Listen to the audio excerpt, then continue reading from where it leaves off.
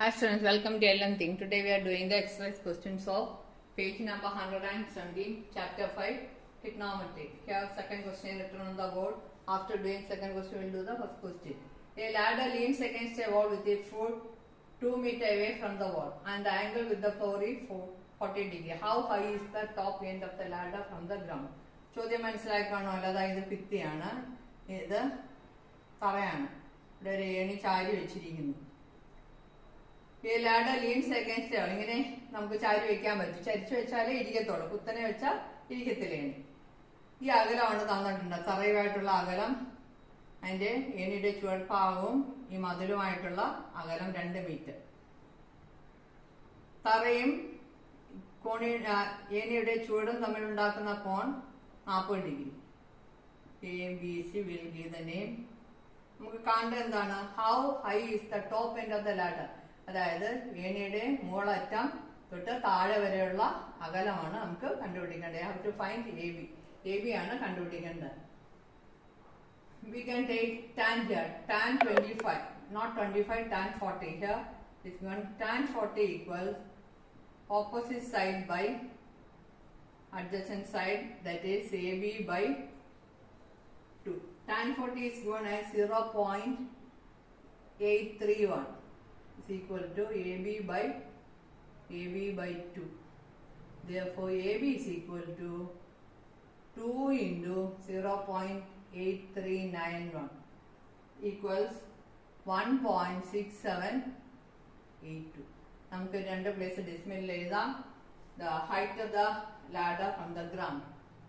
Height of the ladder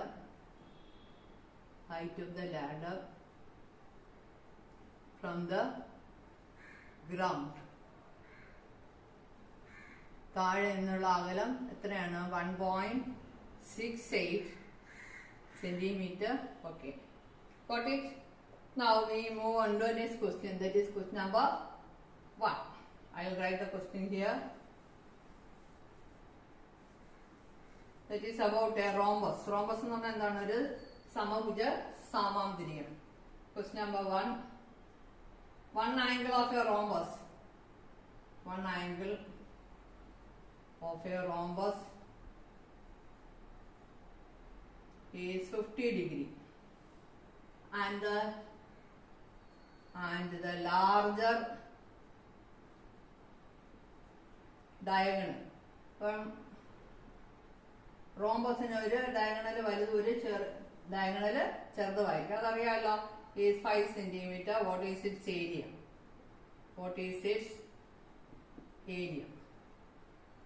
rhombus എന്ന് പറഞ്ഞാൽ സമഭുജ സാമാന്തരികം, 4 വശങ്ങളും തുല്യ നീളമുള്ളവയാണ്.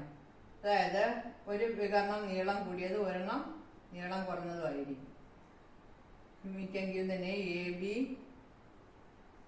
ABCD. Intersecting hook. Diagonals of a rhombus are perpendicular bisectors of each other. അതായത് സമഭുജ സാമാന്തരത്തെ വികരണങ്ങൾ പരസ്പരം ലംബമായി ഖണ്ഡിക്കുന്നു. അപ്പം AC-യുടെ നീളം 5 സെന്റിമീറ്റർ, ഇവിടെ 2.5. One angle 50. ഇത് ആംഗിൾ A നമുക്ക് 50 എന്ന് എടുക്കാം. അപ്പൊ ഇവിടെ എത്ര വരും? 25. here also 25. In triangle AOB, tan 25 equals OB by OA. Tan 25 value is 0.4663 equals OB by 2.5. Therefore, OB equals 2.5 into 0.4663. We will get the answer 1.165 centimeter.